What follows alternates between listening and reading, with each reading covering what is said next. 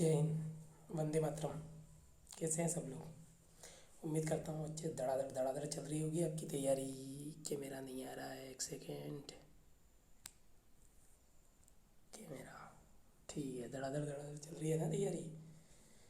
धड़ाधड़ी करनी है, अंतिम समय बचा है, कुछ ही दिन है शेष।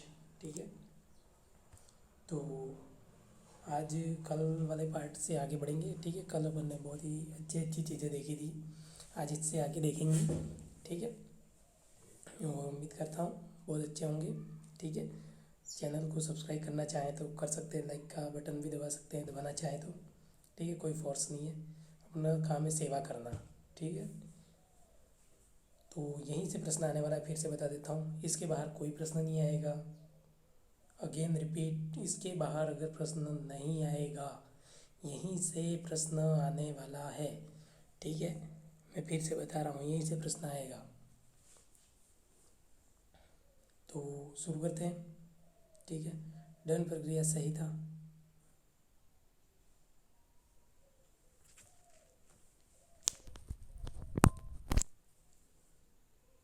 डन प्रक्रिया सही था, CRPC। ठीक है, फुल फॉर्म अगर नहीं पता हो तो बता देते हैं। ठीक है, क्वाड ऑफ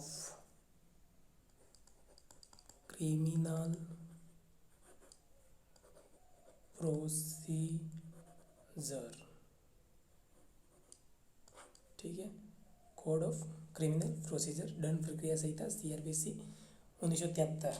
ठीक है, आज दोबारा दूरा में अपन CRPC की कुछ बातें करेंगे। IPC फिर से शामिल होगी अपने साथ में। ठीक है, तो इनको मिलाकर अपन बात करते रहेंगे। ठीक है, कोई समस्या है तो बता दीजिएगा। ठीक है, मैं वीडियो के डिस्क्रिप्शन में PDF की लिंक भी डाल रहा हूँ।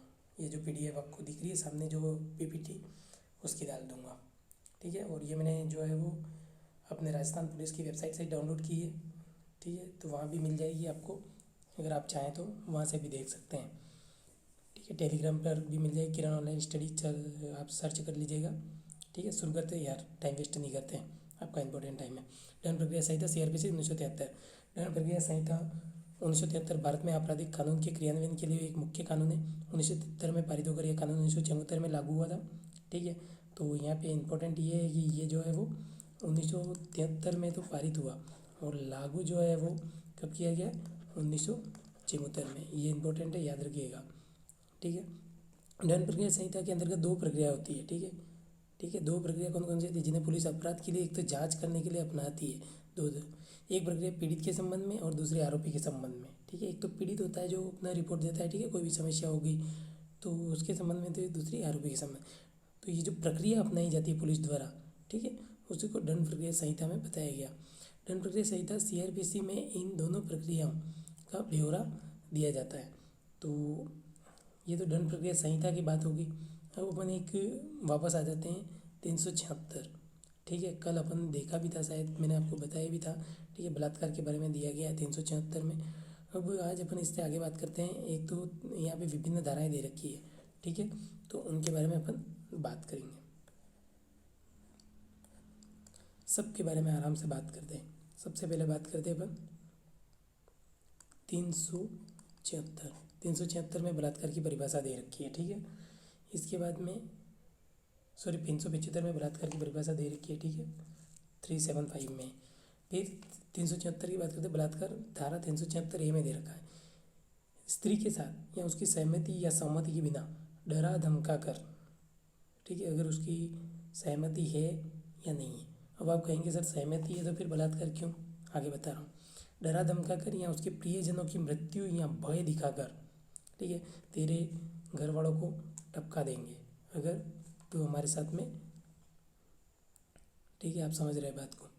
तो उसके घर वालों को मारने की धमकी देकर या उसके साथ में बलात्कार किया जाता है। ठीक है, या तो कोई भी घटना कारित कर सकते हैं। ठीक है, ऐसा जिसके कारण उस स्त्री पर गंभीर क्षति पहुंचाई जाती है या उसकी मृत्यु हो जाती है। ठीक है, आपको सहमति से तो वो ठीक है, यौन संबंध स्थापित करना चाह रही है, और आप जो है वो अगर कोई क्षति पहुंचाते हैं, यहाँ सहमति का शब्द इसलिए था सहमति से, तो सहमति से हो रहा है सब कुछ, तो फिर क्षति क्यों पहुंचा रही है, तो वो फिर बलात्कार की श्रेणी में आ जाएगा। ठीक है, तो उसकी मृत्यु हो जाती है, ठीक है, या उसकी मृत्यु हो जाती है या कोई क्षति पहुंच जाती है उसको, ठीक है, तो फिर वो बलात्कार की श्रेणी में आएगा। और इस तरह की बात अपन को किस में बताई गई है, ए में।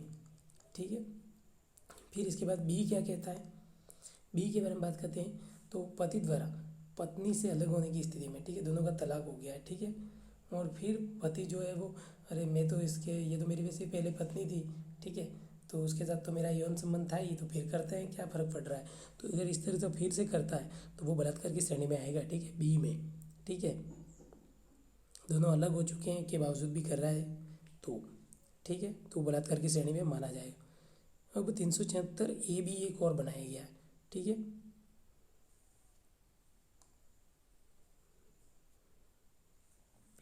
नई धारा बनाएगी 376 ए बी,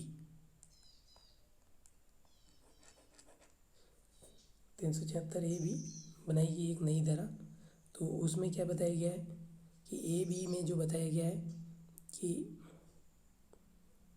12 वर्ष से कम उम्र की कोई स्त्री है, ठीक है, जिसकी उम्र, कोई लड़की है जिसकी 12 साल से भी कम उम्र है, ठीक है, तो अगर उसके साथ में बलात्कार किया जाता है तो ये आपका ए बी में बताया गया है। ठीक है, याद रखिएगा, ए यानी 1, बी यानी 2, 1 2 12। ठीक है, याद रखिएगा भाई, ABCD अपन जब लिखते हैं, ठीक है, पेन क्यों नहीं चल रहा है, ABCD जब लिखते हैं तो एक को अब याद रखने के लिए अच्छा है। ठीक है, एक ए यानी 1, ठीक है, अपने जो फर्स्ट पार्ट है मेंटल एबिलिटी में, उसमें ए को 1 मानेंगे ना, बी को 2 मानेंगे, तो ये हो गई 12। तो 12 साल से कम उम्र की जो बात की गई 376 ए बी में दी गई है, अगर उनके साथ बलात्कार होता है तो। ठीक है,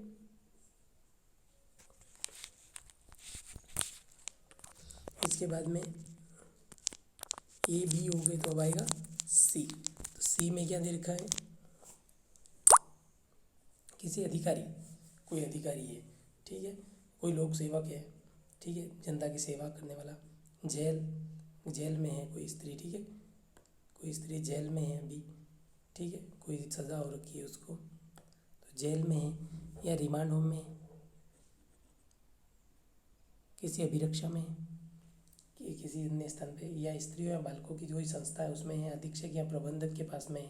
ठीक है, कोई भी जो स्त्रियों बालकों का जो अधीक्षक या प्रबंधक है, ठीक है, कोई संस्था बना रखी है, ठीक है, बाल संप्रेषण गृह या स्त्रियों का कोई संप्रेषण गृह है, ठीक है, ऐसी जगह पे, या किसी अस्पताल का कर्मचारी है और वहाँ पर कोई स्त्री है, ठीक है, या ऐसी कोई स्त्री जो इन सभी के अंदर किसी परिसर में है, ठीक है, ऐसे भी, तो उन स्त्रियों के साथ में जो यौन अपराध कारित किया जाता है उसके बारे में जो है वो सी में बताया गया। तो सी में बहुत सारी चीज़ें हैं, याद रखिएगा। एक तो किसी भी अधिकारी के अंडर कोई महिला है, ठीक है, किसी लोक सेवक के अंडर कोई महिला है, किसी जेल में कोई महिला है, ठीक है, जैसे अपन तो थाने में ही बात करते हैं कि थाने में कोई महिला आई है, ठीक है, या फिर किसी रिमांड होम में है, ठीक है, रिमांड पर भेजी गई है, ठीक है, वहाँ पे है, किसी अभिरक्षा में है, ठीक है। इसके बाद में स्त्रियों का कोई है, ठीक है, जैसे कोई संस्था बनी हुई है उसमें महिला है, ठीक है, तो वहाँ पर अगर उसके साथ ऐसा किया जाता है तो उसकी वो परिभाषा दे रखी है, वो आपकी धारा 376 सी में दे रखी है। इसके बाद अपन बात करते हैं 376 डी, एक या एक से अधिक व्यक्ति द्वारा किसी महिला के साथ सामूहिक बलात्कार करना। ठीक है, एक या एक से अधिक व्यक्ति, या तो एक व्यक्ति भी हो सकता है या एक से अधिक व्यक्ति भी हो सकता है। जैसे कि आपको पता होगा निर्भया कांड, ठीक है, उसमें काफ़ी 4-5 जने मिलके और निर्भया के साथ बलात्कार किया था, ठीक है, तो वो उसमें आएगा। धारा 376 डी ए, फिर से एक नया बना दिया है, तो डी ए में जो है वो आपके बताया गया है कि 16 वर्ष से कम उम्र की अगर कोई महिला है, ठीक है, किसी महिला की उम्र 16 साल से कम है, ठीक है, और उसके साथ में एक या एक से अधिक व्यक्ति मिल करके और सामूहिक बलात्कार करते हैं तो 376 डी ए में शामिल होगा। ठीक है, थोड़ा सा टाइट तो लग रहा होगा, ठीक है, इतनी सारी धाराएँ हैं तो नहीं, कोई बात नहीं, याद हो जाएगा, ठीक है, धीरे धीरे कीजिएगा, सब हो जाएगा। डी ए, डी यानी कि 4 इंटू 1 करेंगे, ठीक है, तो यहाँ इंटू 1 ना करके अपन क्या कर देंगे, 4 कर देंगे, ठीक है, तो 16 वर्ष, ठीक है, एक से अधिक व्यक्ति, ठीक है। 376 डी बी दो आ गए वापस, यहाँ एक वापस ध्यान रखिएगा, ठीक है। डी बी में भी 12 वर्ष से कम उम्र की महिला के साथ एक से अधिक व्यक्ति, ठीक है। बात घुमा फिरा के वही आ रही है दोस्तों, ठीक है, याद रखिएगा कि 376 ए में जो है वो जो बात थी वो 376 डी ए में भी है, ठीक है। इसके बाद में जो यहाँ डी बी में बात की गई है वो ए बी में बात की गई थी, लेकिन यहाँ सामूहिक है, वहाँ अकेले है, ठीक है। फिर बात करते 376 ई, भारतीय दंड संहिता की धारा 376, 376 ए, 376 डी के अधीन दंडनीय किसी अपराधों के लिए पहले कभी दंडित किया गया है को बलात्कार के अपराध में 376, 376 ए, बी व सी, ठीक है, ए बी सी और डी में बताए गए किसी प्रावधान की पुनरावृत्ति करता है, ठीक है, वापस वही अपराध वापस करता है। तो इन सभी धाराओं में महिलाओं के लिए विशेष प्रावधान है। जैसे किसी भी महिला आरोपी को बिना किसी महिला कांस्टेबल के शाम 6 बजे के बाद में और सुबह 6 बजे से पहले गिरफ्तार नहीं किया जा सकता है, ठीक है, याद रखिएगा। शाम को 6 बजे के बाद और सुबह 6 बजे से पहले महिला कांस्टेबल के बिना गिरफ्तार नहीं किया जा सकता है, ऐसा प्रावधान किया गया है।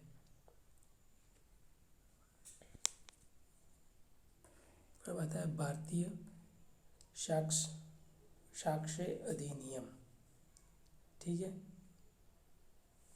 भारतीय क्या है? भारतीय साक्ष्य अधिनियम, ठीक है। ये 1872 है, ठीक है। उसको लिखा जो है वो आपके जेम्स स्टीफन द्वारा इस पुस्तक को लिखा गया था, ठीक है। इंडियन एविडेंस एक्ट, ठीक है, इंग्लिश में क्या कहेंगे? सबसे पहले तो इसका इंग्लिश वाला देख लेना, फुल फॉर्म पूछ सकता है।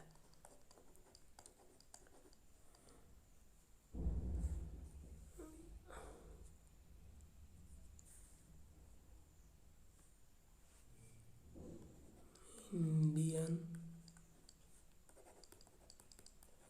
एविडेंस एक्ट, ठीक है, इंडियन एविडेंस एक्ट, ठीक है। इसके बारे में बात करते हैं और ये 1872 में, ठीक है, 1872 में जो है वो प्रकाशित की गई थी, ठीक है। और इसकी जो अपन मेन धारा बात करें तो 53A की बात करें, भारतीय दंड संहिता 1860 का 45 की धारा, ठीक है,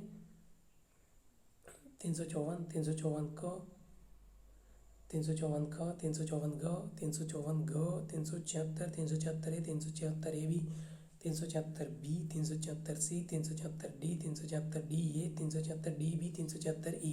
कल से अपन ने अभी तक जितनी धाराएं पढ़ी थी सारी की सारी ई जो है के अधीन किसी अपराध के लिए किसी अभियोजन में या किसी ऐसे अपराध के करने के प्रयत्न के लिए सम्मति का विवाद है, ठीक है। ये कहते हैं कि भाई इसमें तो सम्मति से सब कुछ हुआ था, ठीक है, और ये बाद में जो है वो आरोप लगाया जा रहा है। तो ऐसा कोई भी विवाद है वहाँ पीड़िता के आचरण या ऐसे व्यक्ति को किसी व्यक्ति के साथ पूर्व लैंगिक अनुभव का साक्ष्य, ठीक है, किसी और के साथ इसका हुआ और ऐसा, लेकिन तब तक जब तक ये साबित नहीं हो जाता है तब तक उसी व्यक्ति के साथ माना जाएगा। ये कौन कह रहा है? धारा 53A, ठीक है। फिर भारतीय साक्ष्य अधिनियम 1872 की धारा 114 ये क्या कहती है, ठीक है। ये जो अभी अपन ऊपर जितने भी पढ़े थे, ठीक है, उनके अधीन किसी अभियोजन में जहाँ अभियुक्त द्वारा मैथुन किया जाता है, ठीक है, जिस जगह पर ये हुआ था, और प्रश्न यह है कि क्या वह उस स्त्री की जिसके बारे में यह अभिकथन किया गया है उससे बलात्संग किया गया है, सम्मति के बिना किया गया है, या ऐसी स्त्री अपने साक्ष्य में न्यायालय के समक्ष यह कथन करती है कि उसने सम्मति नहीं दी थी, वह न्यायालय उपधारणा करेगा कि उसने सम्मति नहीं दी थी, ठीक है, जब तक कि ये साबित नहीं हो जाता है, ठीक है। भारतीय साक्ष्य अधिनियम 1814 बी ये क्या कह रही है? व्यक्ति ने अपराध कारित किया है, ठीक है, जो अभी अपन ने धाराएं पढ़ी 509, इसके साथ में इसमें 354 354 क 354 ग 354 घ और धारा 509, 509 क, 509 ख के अंदर किसी व्यक्ति ने अपराध कार्य किया है, यदि पीड़ित न्यायालय के समक्ष यह कथन करती है कि उसका यौन उत्पीड़न हुआ है या उसकी लज्जा भंग हुई है अथवा उसके कपड़े उतारे गए हैं अथवा उसका पीछा किया गया है, उसकी निजता में हस्तक्षेप किया गया है अथवा वह किन्हीं साधनों द्वारा यौन उत्पीड़न की गई है, ठीक है, ज़रूरी नहीं है, ठीक है, किसी भी साधन से यौन उत्पीड़न कर सकती है, ठीक है, जैसे कि इस पेन से भी, वहाँ न्यायालय द्वारा जब तक विपरीत साबित ना हो तब तक ये धारणा की जाएगी कि ऐसा अपराध उसके व्यक्ति के द्वारा किया जाए। जब तक ये साबित नहीं हो जाता है कि इसके द्वारा नहीं किया गया तब तक तो यही माना जाएगा कि उसने किया है, ठीक है। अब बात करते हैं दहेज निषेध अधिनियम 1961, ठीक है। दहेज निषेध अधिनियम कब पारित हुआ भाई? 1961 में, ठीक है। दहेज निषेध अधिनियम 1961 संशोधित 1986 में किया गया था। विकिपीडिया के अनुसार दहेज निषेध अधिनियम 1961 के अनुसार दहेज देने या इसके लेन देन में सहयोग करने पर 5 वर्ष की कैद और 15,000 रुपए के जुर्माने का प्रावधान है। ठीक है दोस्तों, समझ में आ गया होगा। दहेज निषेध अधिनियम में जो 1961 में धारा 2 को दहेज निषेध अधिनियम 1984 और 86 के अंतर्गत दहेज लेना या देना या इसके लेन देन में संयोग करना दोनों के दोनों सभी अपराधी हैं, ठीक है। यहाँ तो लेना या देना अथवा इसमें संयोग करना लेन देन में, ये सभी अपराध की श्रेणी में ही आते हैं और इसकी सज़ा जो है वो आपको मैं बता देता हूँ कि सज़ा जो है वो 5 वर्ष की तो कैद है और 15,000 रुपये जुर्माना है, ठीक है, ठीक है भाई। दहेज लेना और देने में 5,000 की वर्ष की कैद और 15,000 रुपये जुर्माना दोनों सज़ा है, ठीक है। धारा धुरा में यहाँ पर देख रहे हैं दहेज निषेध अधिनियम 1961, ठीक है। अब धारा धुरा में आगे देखते हैं दोस्तों क्या क्या है यार, आंकड़े ही आंकड़े हैं, समझ में नहीं आ रहा है, ठीक है। सबको यही लग रहा होगा दोस्तों, समझ में आएगा, ठीक है। पुलिस में तो यही है, ठीक है, आंकड़ों का ही खेल है पुलिस। दहेज लेने या देने या दहेज लेने और देने के लिए उकसाने पर या तो 6 महीने का अधिकतम कारावास है या 5,000 रुपये तक का जुर्माना अदा करना, ठीक है। दहेज लेने या देने या दहेज लेने देने के लिए उकसाने पर, ठीक है, कितने 6 महीने तक का कारावास है, ठीक है, और 5,000 रुपये। वधू के माता पिता, देखो हाईलाइट किया गया है, ऐसे प्रश्न बनने की संभावना है। वधू के माता पिता या अभिभावकों से प्रत्यक्ष या परोक्ष रूप से या तो सीधा सट मांग लो या किसी और माध्यम से मांगना, ठीक है, इस तरह के बहाने तो यहाँ से चली जा, ठीक है, घर से निकालने का प्रयास करना ताकि मजबूरी में अपन को दहेज मिल जाए, तो इस तरह का करना भी, ठीक है, मांग करना, यह भी सज़ा दी जाती है, ठीक है। बाद में संशोधन अधिनियम द्वारा इन सज़ाओं को बढ़ाकर न्यूनतम 6 महीने और अधिकतम 10 साल की कैद की सज़ा तय की गई, ठीक है। पहले 6 महीने का ही कारावास था, उसे 10 साल कर दिया गया, ठीक है। वहीं जुर्माने की रकम जो है वो पहले जो 5,000 जुर्माने की रकम थी उसे 10,000 रुपये कर लिया गया, ठीक है। दी गई या मांगी गई दहेज की रकम दोनों में से जो भी अधिक हो के बराबर कर लिया गया है, ठीक है। हालांकि अदालत ने न्यूनतम सज़ा को कम करने का फैसला किया है, लेकिन ऐसा करने के लिए अदालत को ज़रूरी और विशेष कारणों की आवश्यकता होती है। दहेज निषेध अधिनियम 1961 की धारा 3 और 4 दंडनीय है, ठीक है।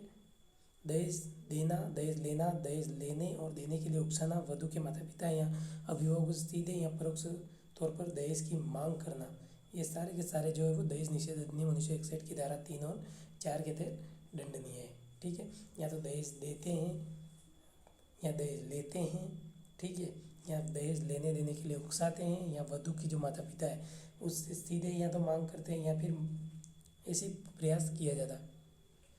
भारतीय दंड संहिता की धारा 498 निर्ममता तथा दहेज के लिए उत्पीड़न, 304 इससे होने वाली मृत्यु और 306 जो भारतीय दंड संहिता IPC की है इसमें उत्पीड़न से तंग आकर महिलाओं द्वारा आत्महत्या के लिए प्रेरित करने वाली घटनाओं से निपटने के लिए कानूनी प्रावधान है, ठीक है। 498 में तो निर्ममता और दहेज के लिए उत्पीड़न की परिभाषा के बारे में बताया। 304 में अगर दहेज से मृत्यु हो जाती है तो इसके बारे में जो है वो बताया गया। और 306 भारतीय दंड संहिता, इससे तंग आकर महिलाएं जो आत्महत्या कर लेती, ठीक है, बार बार दहेज मांगे, अपने माता पिता से कैसे कहे, ठीक है, परेशान करके रख दी कि दहेज ला ला, और बेचारी महिला विचार करती है कि यार मैं मेरे पापा जैसे किसी गरीब हैं, ठीक है।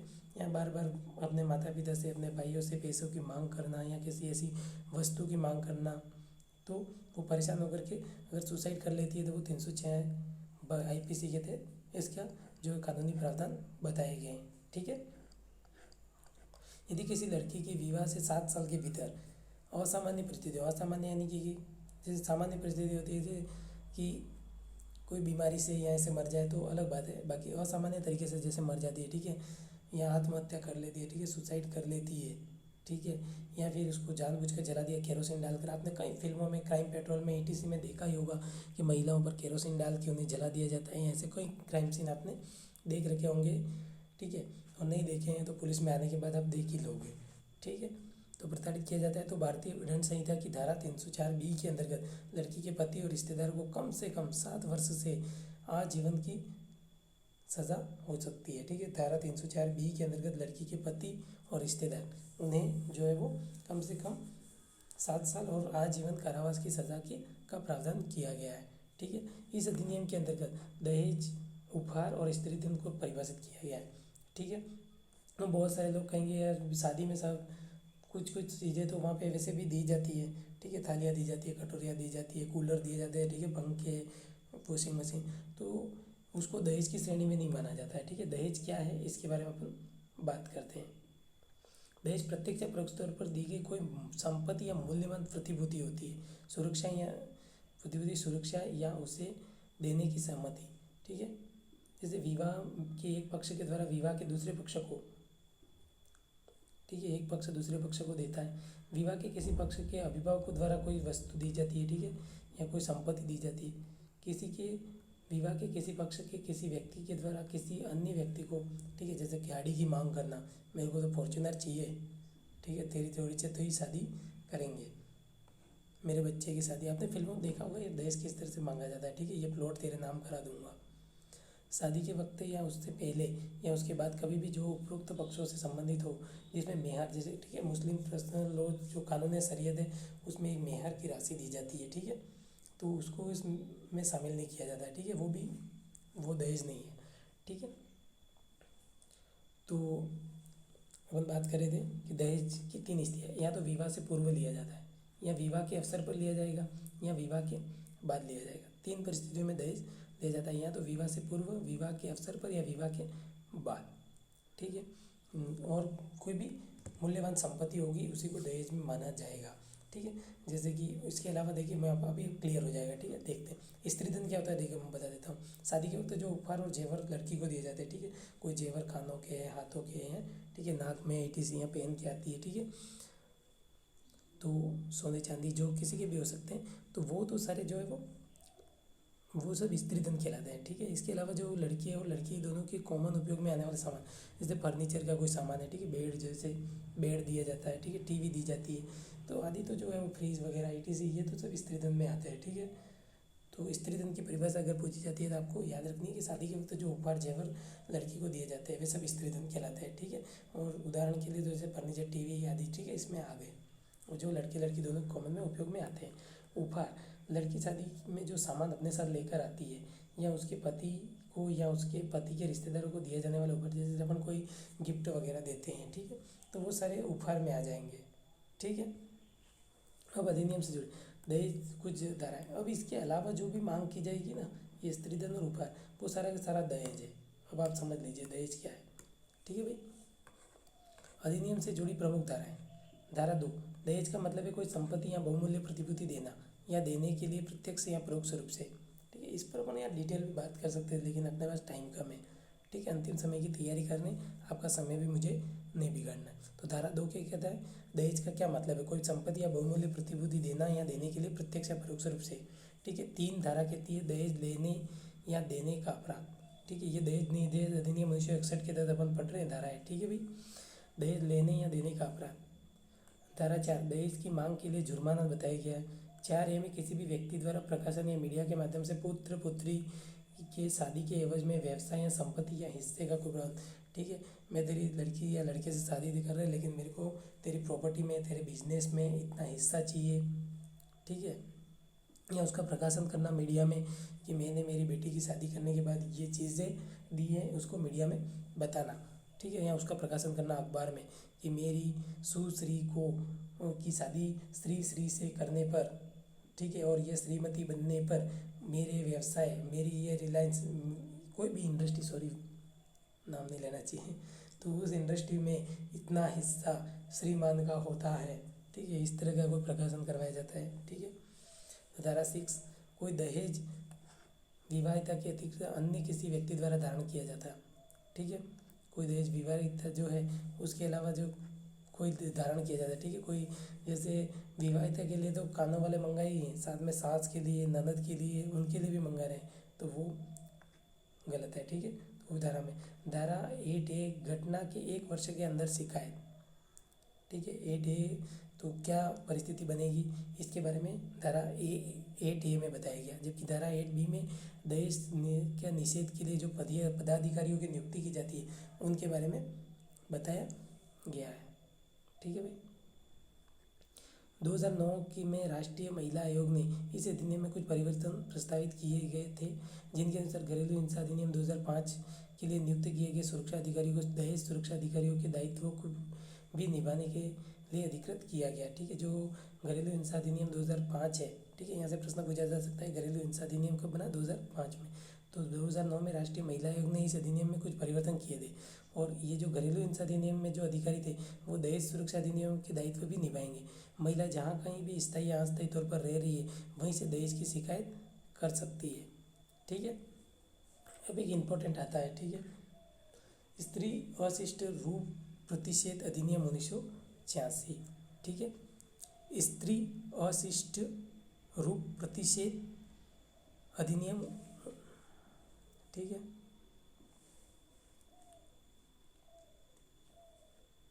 जैसे इसकी फुल फॉर्म अगर पूछे तो मैं बोल दे रहा हूँ, 2-3 बार बोल दूंगा। The indecent representation of woman prohibition act 1986। ठीक है, द इंडिसेंट, ठीक है, the indecent representation of woman prohibition act. ठीक है, स्त्री अशिष्ट रूप प्रतिषेध अधिनियम। ठीक है, तो इसके बारे में बात करते हैं। 1986 में ये प्रकाशित हुआ। भारत की संसद का एक अधिनियम है जिसे विज्ञापन, प्रकाशन, लेखन, चित्रों, आंकड़ों या किसी अन्य तरीके से महिलाओं के अश्लील प्रतिनिधित्व पर रोक लगाने के लिए लागू किया गया। सीधी से मैं आपको यार इसको समझा देता हूँ यार।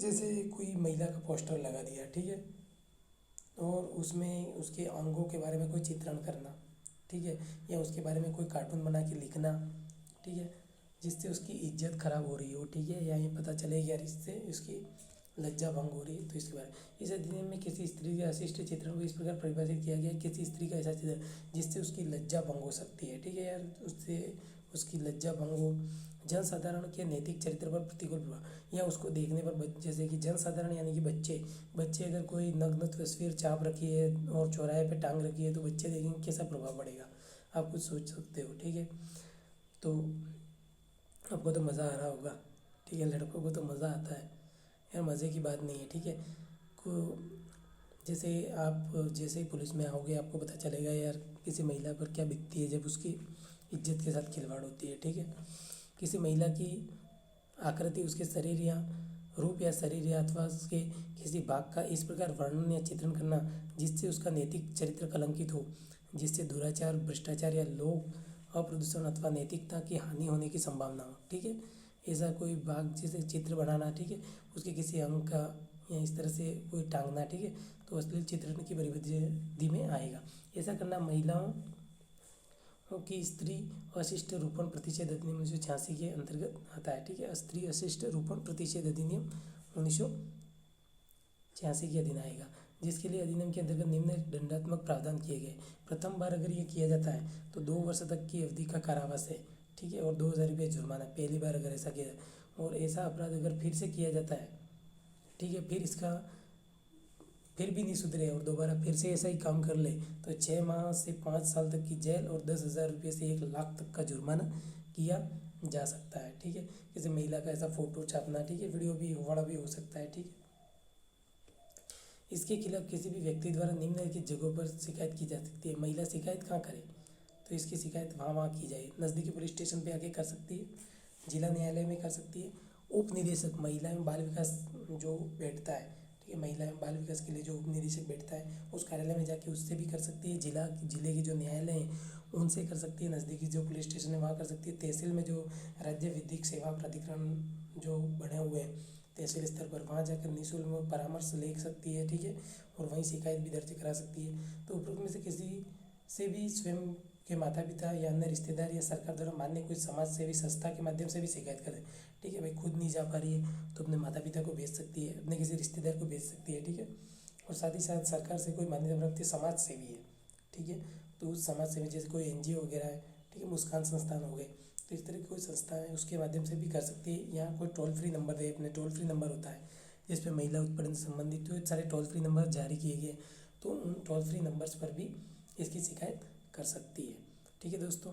तो इसके बाहर कोई प्रश्न आने वाला नहीं है।